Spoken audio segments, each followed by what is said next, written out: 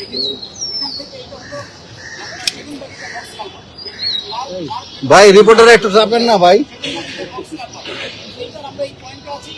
এইটার total kilometre হলো 2.85 kilometre. এটা আমাদের হয়েছে হলো আপনার টিটিপাড়া, আমাদের পাম্প স্টেশন আছে, টিটিপাড়া পাম্প স্টেশন। আপনারা জানেন যে এটা আমাদের, আমরা এই দলগত নির্দেশনা মাননীয় গভর্নর মহোদয় নির্দেশনা দিয়েছেন। এই নির্দেশনার আলোকে আমরা আজকে থেকে ক্র্যাশ প্রোগ্রাম আমরা করতে যাচ্ছি। এটার মাধ্যমে আমরা এর আগে আমরা মাননীয় প্রফেসর মহোদয়ের নির্দেশক্রমে আমরা 33টা হটস্পট আমরা চিহ্নিত করেছি বিভিন্ন এলাকায়। ওই হটস্পটের জন্য মানুষের সাফারিং লড়াই নাই ভাই, মানে কষ্টটা যেমন না হয়, আমরা 6টা পাম্প ক্রয় করেছি। আমাদের এডিশনাল 6টা পাম্প আছে এবং আউটলেট বাড়ানোর জন্য আমরা 2টা আউটলেট বাড়ানোর জন্য, একটা হলো আপনার এই নিউ মার্কেট থেকে বুড়িগঙ্গা নদীর ওদিকে, আরেকটা হলো আপনার আমাদের শিক্ষা বোর্ড থেকে সদরঘাট হয়ে বুড়িগঙ্গা নদীতে 2টা আউটলেট বাড়ানোর প্রস্তাবনা মন্ত্রণালয়ে পাঠিয়েছি। আমরা জিয়াসুদ্দি খাল থেকে ডাইভার্সন বের করছি, যেটা কাজ শুরু হয়ে গেছে। সব কিছু মিলে যদি আমরা কাজ করি এবং আজকে যে পরিচ্ছন্নতা আমরা যে অভিযানটা করবেন, যদি বাস্তবায়িত হলে আমরা আশা করছি এবার বর্ষা মৌসুমে অনেক সমস্যা লাঘব হবে লাগে বলে আমি এখন মাননীয় বর্ষার মধ্যে অনুরোধ করছি বিস্তারিত বলা।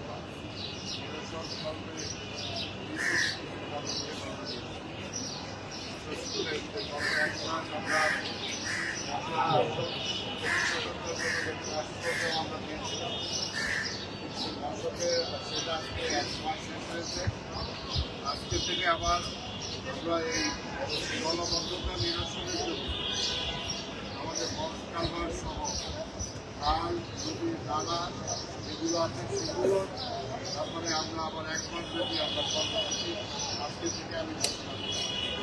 এর সাথে সরকার যেটা সেটা চলমান থাকবে। আজকে বর্তমান ঢাকা সিটি কর্পোরেশনের বৃষ্টির পানি নির্গমনের জন্য 3টা আউটলেট আমাদের আছে। একটা হলো কমলাপুর টিটিপাড়া, আরেকটা ধোলাইখাল, আরেকটা হাতি। এই 3টা আউটলেটের অধিক্ষেত্রে অর্থাৎ 109.24 বর্গ কিলোমিটার এলাকার পানি নিশ্চিত হয়। যা প্রয়োজনের তুলনায় অনেক অল্প। ঢাকা শহরে বিশাল এলাকার মতো এই 3টা আউটলেট কোনো যথেষ্ট না। ইতিমধ্যে শুনেছেন যে আমরা আরও ইতিমধ্যে 2টা আউটলেট নির্মাণের জন্য পরিকল্পনা গ্রহণ করছি।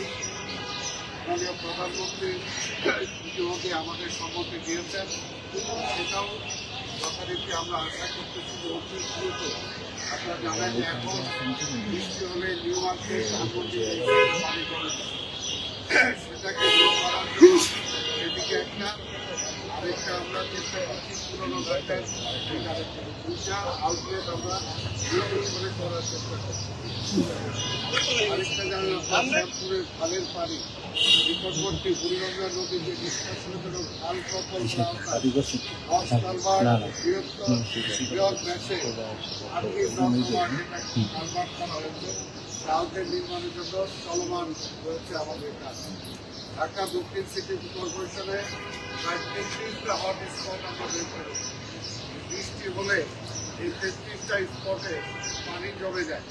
ওই পানি জমে যাওয়া এই পানিগুলোকে দ্রুত নিষ্কাশনের জন্য কীভাবে ব্যবস্থা গ্রহণ করা যায় সেটার জন্য আমরা চেষ্টা করছি। তবে এরই আওতায় প্রথমত আমরা এই বক্স কালভার্টগুলো যেটা আছে সেগুলোকে নিষ্কাশনের জন্য ব্যবস্থা করছি। আপনারা জানেন যে গত কয়েক বছর এখানে পরিষ্কারের প্রোগ্রাম থাকলেও টেন্ডার হলো কিন্তু কার্যক্ষেত্রে সেগুলো কিন্তু সেভাবে পরিষ্কার হয় না। সেটার জন্য আমরা আবার নতুন করে সেগুলো পরিষ্কার করার জন্য আমরা চেষ্টা করছি। এখানে খাল আছে 24টা, এখানে বক্স কালভার্ট আছে 4টা। এই বক্স কালভার্ট 4টা আমরা ক্লিন করার জন্য আজকে থেকে আমাদের কার্যক্রম শুরু হলো। ইনশাল্লাহ আমরা 1 মাসের মধ্যে এই 4টা বক্স কালভার্ট 1 মাসের মধ্যে ইনশাল্লাহ আমরা 4টা পরিষ্কার করার জন্য চেষ্টা করব। আর যদি খুব বৃষ্টি হয়ে সব পানি জমে যায়, সেটার জন্য যে আপনারা জানেন যে 6টা পোর্টেবল পাম্প অলরেডি ক্রয় করা হয়েছে। আগের আছে আমাদের, আগে 2টা, এই 2টা দিয়ে এখন ডিসকাশন করা খুব সময় সাপেক্ষ ব্যাপার। আমরা 6টা কিনেছি ইনশাল্লাহ। আমরা আশা করি যে বৃষ্টির পানি যদি জমেও যায় তাহলে খুব দ্রুত আমরা যাতে পানিটাকে বের করে দিতে পারি, সেটার জন্য আমরা সেই পরিকল্পনা গ্রহণ করেছি। যেটা আমরা যদি দ্রুত এটাকে সারতে পারি তাহলে হয়তো এই যে বৃষ্টির যে জলাবদ্ধতা হয়, এই জলাবদ্ধতা যাতে ঘন্টার পর ঘন্টা বা দিনের পর দিন না থাকলে সেটার থেকে আমরা যে মহানগরীর মানুষকে ন্যায় দেওয়ার জন্য আমরা চেষ্টা করব। আউটসাইডের যে পাম্পগুলো আছে সেগুলোকে অলরেডি আমরা সার্ভিস করে ঠিক করে রেখেছি, যাতে ইমার্জেন্সি করে সেগুলোকে আমরা ব্যবহার করতে পারি। সরকারের অর্থায়ন বাস্তবায়ন সংস্কার নান্দনিক পরিবেশ সৃষ্টি। আমরা জানি খালগুলো আমরা পরিষ্কার করার চেষ্টা করছি। যদি খালগুলোকে যদি রক্ষা করতে হয় তাহলে খালগুলোর পাশে আমরা যদি একটা ওয়াকওয়ে করার চেষ্টা করি, যদি সেটা না করা যায় এই খালগুলো আবার পুরো দখল হয়েছে। আবার খালগুলোতে দেখা যায় যে সেখানে দোকানপাট বসে যায়, আবার সেখানে আবার পলিথিন ফেলে 1 মাস লাগে না আবার সেই খালগুলো আবার পূর্বের অবস্থায় ফিরে যায়। সেটার জন্য আমরা সবসময় বলেছি জনগণের সচেতনতাটা দরকার। আমি সবসময় যে কথাটা বলি আপনাদের মাধ্যমে, আমি আশা করি যে বারবার আপনারা সেই কথাটা যদি তুলে ধরেন তাহলে আমাদের জন্য সুবিধা হয়। অর্থাৎ আমি বলি যেটা জনগণের দায়িত্ব 50% আর সিটি কর্পোরেশনের দায়িত্ব 50%। এই 100% যদি আমরা দিতে পারি তাহলে নগরকে আমরা পরিষ্কার পরিচ্ছন্ন রাখতে পারবো, নগরের পরিবেশটাকেও আমরা ভালো রাখতে পারবো। এটার জন্য 50% জনগণ সচেতন হতে হবে। আমরা যাতে রাস্তায় ময়লাগুলো না ফেলি, আবর্জনাগুলো যাতে না ফেলি, আবর্জনা যেখানে ফেলার সেখানে ফেলি। আর কোনো অবস্থাতে ড্রেনের মধ্যে খালের মধ্যে যাতে আমরা আবর্জনাগুলো না ফেলি। আর পলিথিন ব্যাগ ব্যবহার যাতে আমরা একেবারেই না করি। পলিথিন ব্যবহার আপনারা জানেন যেটা নিষিদ্ধ, তারপরে এখনও কিন্তু পলিথিনগুলো বিভিন্নভাবে ব্যবহার হয়। এই পলিথিনের জ্বালায় আমরা খুব অস্থির আছি। আপনারা দেখেছেন, আপনারা আমার সাথে গিয়েছিলেন আমাদের যে ময়লা নাম করার ভাতওয়াল যে জায়গা, সেখানে দেখেছেন যে পলিথিনের কি অবস্থা। এই পলিথিনগুলো না গলে না পচে, আর এগুলো আমাদের পরিবেশের জন্য ক্ষতিকারক। তাই আপনাদের মাধ্যমে আমরা চাই আপনারা জনগণ যাতে সচেতন হয়, পলিথিনটা যাতে ব্যবহার না করে, আবার যত্র যাদের তারা ময়লা না ফেলে। বৃষ্টির দিন আসতেছে, এখন নিজের বাড়ির আঙিনা যাতে নিজেরা পরিষ্কার রাখে। এই যে গাছগাছালি আছে, গাছগাছালির নিচে যাতে পানি জমে না থাকে। আজকে আমাদের গ্রামের পোশাক ছাদের উপরে যে সমস্ত টব আছে সেগুলো যাতে কয়েকদিনের মধ্যে পানি জমে না থাকে। জমে থাকলে সেখানে বসবাস করা হবে, সেখান থেকে ডেঙ্গু আর চিকনগুনিয়ার প্রাদুর্ভাব বাড়বে। সেই কারণে আমরা মনে করি জনগণ যদি 50% আমাদের দায়িত্ব পালন করে, আমরা বাকি 50% দায়িত্ব পালন করে টোটাল মহানগরটাকে আমরা পরিষ্কার পরিচ্ছন্ন রাখতে চাই। আমি এই ব্যাপারে জনগণের সহযোগিতা আমি চাই। আজকে আমাদের এই যে আমরা এখন যে চিন্তা করবো সেগুলো বক্স কালভার্ট, এটা এখান থেকে শিল্পকলা একাডেমি থেকে শুরু হয়ে সেগুলো বাগিচা হয়ে বিজয়নগর পানির ট্যাঙ্ক হয়ে বক্স কালভার্ট রোড হয়ে সার্কুলার রোড হয়ে বক্স কালভার্ট আবার হয়ে লিটিপাড়া পাম্প স্টেশন, যেখান থেকে আমরা পাম্প করে পানিটা ওই পারে পাঠাই।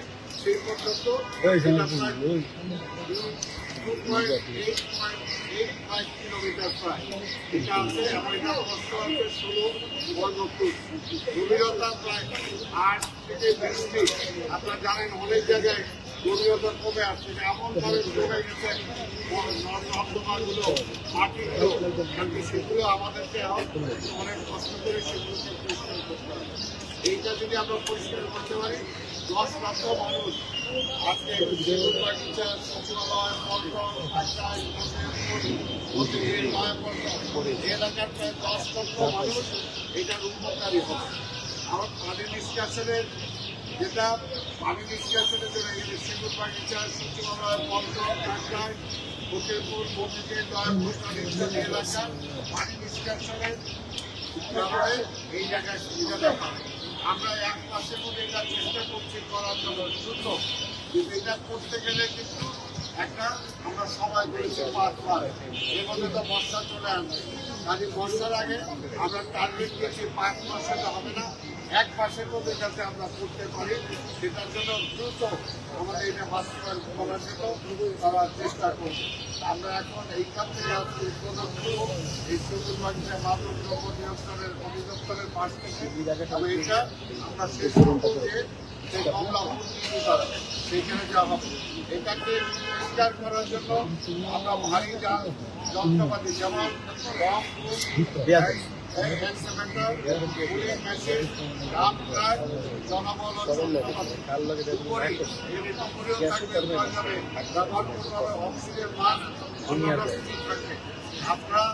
আপনাদের মাধ্যমে আমরা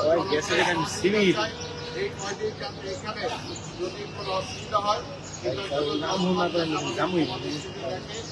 তাদের প্রয়োজনেই আমাদের এই কাজটা করতে হবে। আর আমরা আরেকটা যেটা চেষ্টা করছি, আমরা সবাই যে নিচে থেকে যে মাটিগুলো আবর্জনাগুলো আসবে সেগুলো রাস্তায় তুলে না ফেলে আমরা সাথে সাথে আমরা এটা নিয়ে যাবো, যাতে এই আবর্জনাটা আবার রাস্তা থেকে ড্রেনে না চলে যায়। এটার জন্য আমরা চেষ্টা করছি সরাসরি ট্রাকে উঠে ময়লাগুলো আবার সেই চলে যায়। আমরা চেষ্টা করছি আপনাদের সহযোগিতা চাই, জনগণের সহযোগিতা চাই।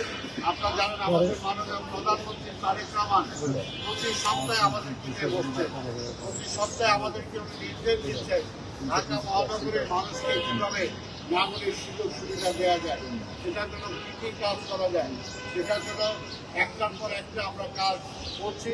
আমরা মশক নিধনের কাজ করছি, আমরা সেটা চলমান আছে। পরিষ্কার পরিচ্ছন্নতার অভিযান সেটা আমাদের চলমান আছে। আজকে থেকে বক্স কারবার সহ 5 দিন পরিচালনার কাজ, এটা আমরা আরেকটা টার্গেট 1% ক্লাস প্রোগ্রাম আজকে থেকে আমরা ঘোষণা করেছি। এইখান থেকে আমি সেই কাজ থেকে সেই প্রোগ্রামের আজকে এইখান থেকে আমি সূচনা করলাম।